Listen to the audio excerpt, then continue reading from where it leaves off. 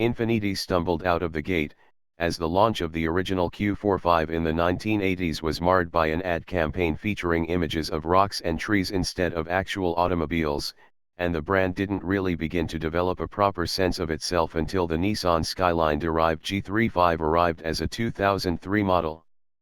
13 years later, the last vestiges of the G will be wiped from the slate with the new Q60 coupe, which goes on sale later this year. When spy photos surfaced last fall, we suggested that the production version was even more attractive than the concept that spawned it.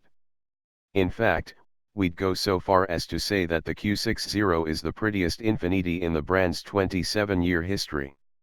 Sinew and sex. Given that the powertrains have already been previewed in the Q50 sedan, the big news is the Q60's excellent styling. Yes, there's a smidge of fussiness involved: the mini crown at the leading edge of the snout that extends into the chrome grille surround, the exaggerated front fender vents, and the not a Hofmeister quarter window kink, but the headlights do the angry eyebrows thing in a pleasing way. The front and rear fenders are all sinew and sex, and the tail lights suggest a future Chevy Camaro on afterburner.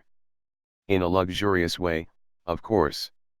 The design is rather functional, too, featuring a relatively slippery 0.28 drag coefficient, says Infiniti.